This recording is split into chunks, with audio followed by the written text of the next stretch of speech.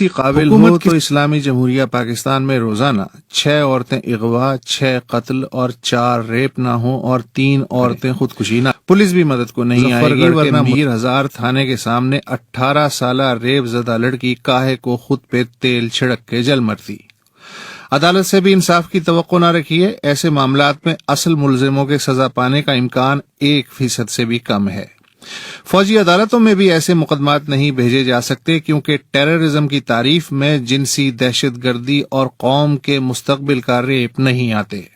اس دھوکے میں بھی نہ رہیے کہ جہاں امن و امان کی عمومی صورتحال زیادہ بہتر بتائی جائے وہاں کوئی عورت، بچی یا بچہ بھی زیادہ محفوظ ہو.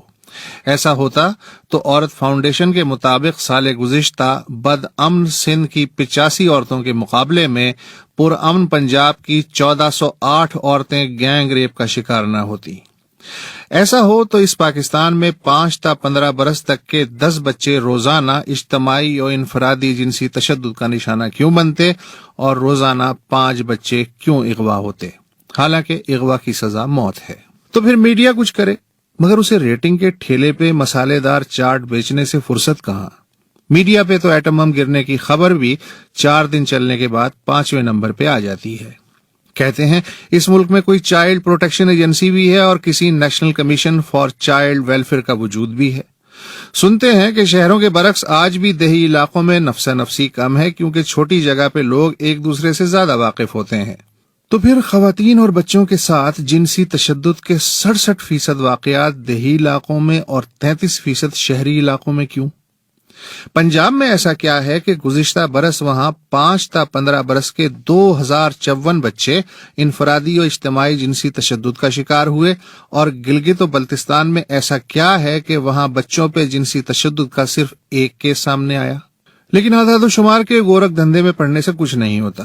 بس یوں سمجھیے کہ ہر سامنے آنے والی ایک واردات کے پیچھے 3 تا 5 وہ وارداتیں ہوتی ہیں جو گھر، محلے اور برادری میں ہی دھونس، شرم، رقم اور بے بسی کے بوجھ تلے دب کے رہ جاتی ہیں، اور متاثرہ عورت یا بچہ باقی عمر اپنی بے عزتی کی قیمت پہ دوسروں کی عزت رکھتے رکھتے دہکتے دل و دماغ کے دوزخ میں زندگی گزار دیتا ہے.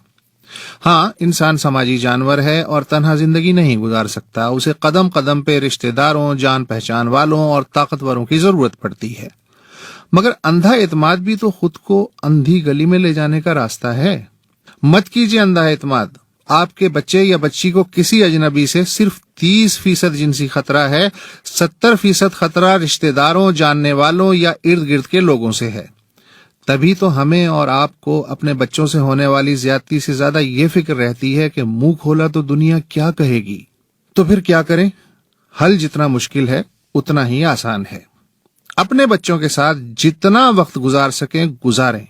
جگر گوشوں کو جیب خرچ، کھلونے، سوٹ، موٹر سائیکل، گھڑی یا موبائل فون سے بھی بہت پہلے آپ کی قربت چاہیے. فاصلہ پیدا ہوگا تو بیچ میں کوئی نہ کوئی تیسرا آ جائے گا، اور یہ تیسرا کوئی فرشتہ بھی ہو سکتا ہے اور شیطان بھی.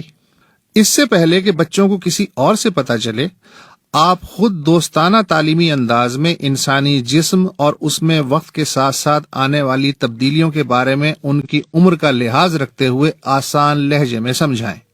یہ بھی بتائیں کہ ماں باپ اور بہن بھائیوں کے علاوہ اگر کوئی بھی قریبی یا دور کا جاننے والا یا اجنبی غیر معمولی انسیت یا بے تکلفی برتے یا مادی ترغیب دے تو دماغ میں الارم بجنا چاہیے. اس بارے میں والدین کو ضرور بتانا چاہیے اور ایسا کرنے پہ شاباش بھی ملے گی.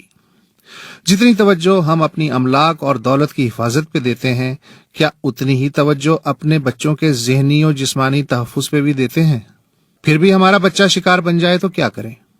سب سے پہلے یہ کریں کہ اسے پہلے سے زیادہ پیار اور توجہ دیں تاکہ یہ احساس نہ کھا جائے کہ وہ تنہا ہے یا وہی قصوروار ہے، اور پھر فیصلہ کریں کہ مزید کیا کرنا ہے.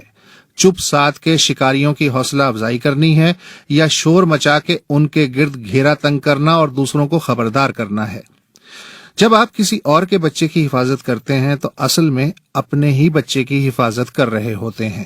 اگر بات اب بھی سمجھ میں نہیں آ رہی تو وائلڈ لائف چینل باقاعدگی سے دیکھیے تاکہ معلوم ہو سکے کہ جانور اپنے بچوں کو کیسے بچاتے ہیں. جنگل میں تو کوئی ریاست، تھانہ اور کچہری بھی نہیں ہوتے.